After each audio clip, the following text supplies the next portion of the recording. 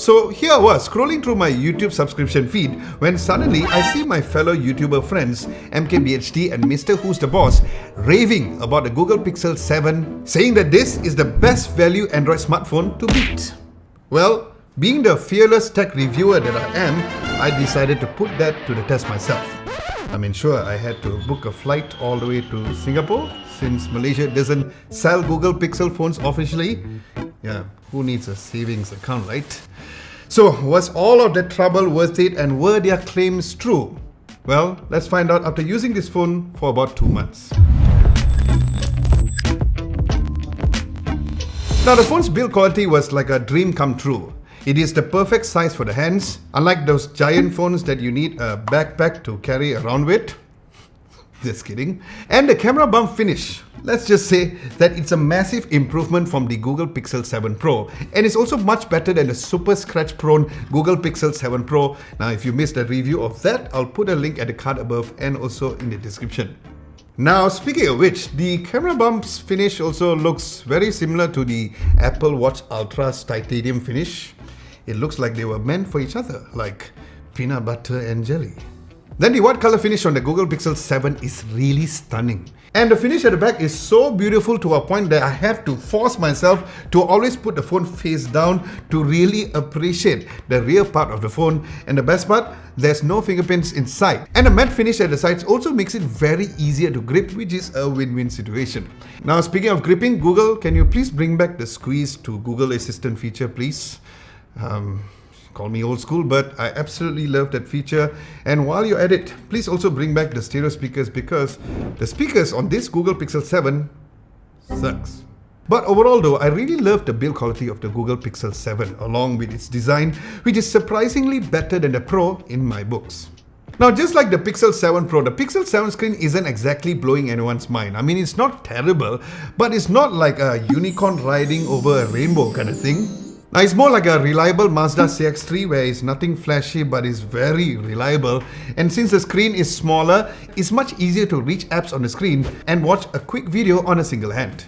Now, I am no scientist, but I'm pretty sure that the 120Hz refresh rate panel makes everything in life better. But then again, the regular iPhones does not have a 90Hz refresh rate anyway, so it's like a debate between Pepsi and Coke, or you know, whatever is your preferred soda. And if you're wondering, my choice is Pepsi. Hashtag not sponsored. Then the in-display fingerprint sensor on the Pixel 7 is like a ninja. Fast and sneaky, but like a ninja, it can also be a little finicky depending on the situation. So if your fingers are wet or sweaty, just forget about trying to unlock the phone. But hey, if you're not coming straight from the gym like me, it works like a charm.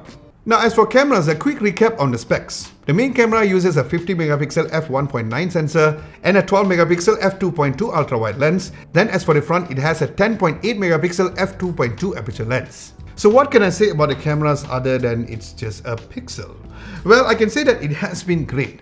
The main sensor is same as the Pixel 7 Pro, which you can expect similar great quality images, flagship level dynamic range, and it had that overall contrast of the signature look of the Pixel look, which I liked. Then it can zoom digitally up to 2 times since there's no dedicated telephoto lens like how the Pro has, but the quality is still great, and it can also digitally zoom up to 8 times on images, which was more than enough for me. Then on the ultra-wide side, once again the specs are the same as the Google Pixel 7 Pro, so it looked great with the quality being very consistent with the main lens. Then portrait mode has always been Pixel's strength, once again giving that signature Pixel look, and that is to say that there is the added sharpening on the subject. No matter if you're taking picture of object, pet or people, you'll definitely see some great results. Then as for the selfie camera, once again the Pixel prominent look is achieved with natural background blur and sharp focus on the subject. However, since I've been using the Xiaomi 13 and the OnePlus 11, I personally feel that I prefer the selfie images over there.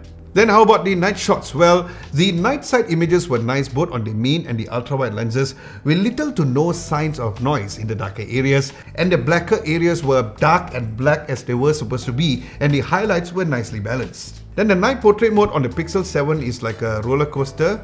It has its ups and downs. On the upside, the skin tones look great and the overall image is solid, but on the downside, the edge detection around the hair area is a hot mess. It's like as though the person's hair got a haircut from a blindfolded toddler. And if you're looking for a phone which has a nice killer selfie cam at night, well, the Pixel 7 might not be your soulmate because the night selfie cam was like a moody teenager. It can be good in 1 minute and then it can be completely blur and out of focus on the next. Then on the video side of things, during daylight both the main and the ultra-wide sensors do a great job that is very similar to the images. Now the main lens does have a bigger megapixel count, so overall it does produce better results. Then the front camera records up to 4K, which was nice, with great quality and image stabilization as well. But at night though, again the quality wasn't the best, especially when it comes to the image stabilization, and here's where you can see how much more superior the main lenses were. And here's a vlogging test using the front camera including an audio recording, so you can be the judge. So comment down below on how you think the quality is. Alright, so this is an audio quality test using the front camera. It's pretty noisy at the background, so let's see how well that the audio records on the phone. Now I have to say that I really love the fact that it's such a small form factor, so when I hold it in a landscape position like this, it is way better than typically holding a bigger size phone, and it feels very light indeed. So I think that if you want to use this as a vlogging camera, it's perfect, not only because of its form factor but also the overall size difference compared to your bigger flagship. So this is an audio quality test. Let us know in the comment section below, what do you think of this audio recording quality? So what do you think? And if you guys are enjoying this video so far, do give this video a nice big thumbs up. And if you're not enjoying it, also give it a thumbs up. It will make you feel better, I promise. Plus, if you join our community Discord server, you'll get access to exclusive content like behind the scenes photos, some photos of my cat, and some questionable memes. Or if you're not into that sort of thing, you can always check out my website at www.adamlobo.tv, and you can read my reviews in a peace and quiet way. Either way, links are down below, and thank you so much in advance.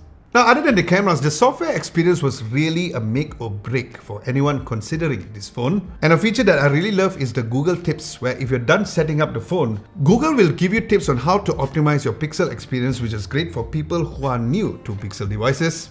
Then the typing experience was amazing, and the haptics were one of the best that I've experienced on any smartphone that I've reviewed so far. And yes, that is also including the Google Pixel 7 Pro. And I think that is probably due to its smaller size, as you do get a bigger kick out of it. Then the smart home shortcut access is great since my home has all the smart home devices that work with Google Assistant. And speaking of which, check out my video on how I made my entire bedroom smart, which you can find it over here if you haven't already. Then the good news is that Google Pay does work here in Malaysia on the Google Wallet app, and I've tested thoroughly and it works very seamless too. But unfortunately, what does not work in Malaysia is the call screen feature, as it is not one of the list of the countries available. Now, another feature that I found it really useful was the extra dim feature, where the phones can be dimmer than the original intended brightness of the screen. So when I'm switching between working in the studio at night with all of these bright lights and then switching on to just my laptop when I'm working, it had a nice balance of the light output on the screen. Now, thermal management on this phone is like trying to cook a burger with a hairdryer. It's not the best. Even when I was setting up the phone, it got really hot. And even got hot when I started doing video calls after a few minutes. And even got even hotter when I was using Android Auto. But then to be fair, that could be a general Android Auto thing, because it was the same when I was using Android Auto on the Samsung Galaxy S23 Ultra and also the Xiaomi 13 Pro as well. So, Google or Android, do something about Android Auto, yeah? Now, if you're a hardcore gamer, I'm going to go straight to the point to tell you that this phone is not for you, okay? Why? Well, my usual gaming test was done on Genshin Impact at maximum settings. And to my surprise, it didn't perform as smoothly as how the Pro variant handled it, which was weird because both the Pro and this non-Pro has the same chipset.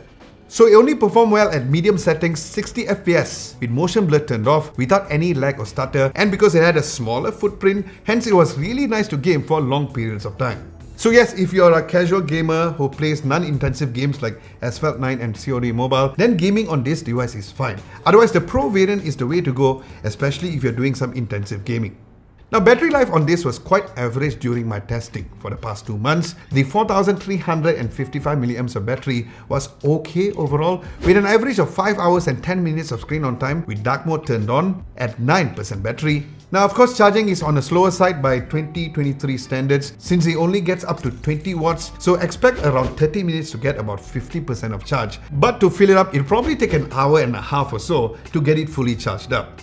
So, what's my conclusion and what my overall thoughts are is that the Google Pixel 7 is like fine wine. It's not for everyone, but if you really appreciate a good camera, a clean interface, and an overall simple experience, then you'll enjoy it. However, with so many options out there, especially within this price range, it's like trying to choose between a buffet and an a la carte menu. It really depends on your appetite. And if you're in a country where the Pixel 7 or the Pixel 7 Pro isn't officially available, then good luck with that. But if this Pixel 7 is selling in your country officially, then it's like hitting the jackpot.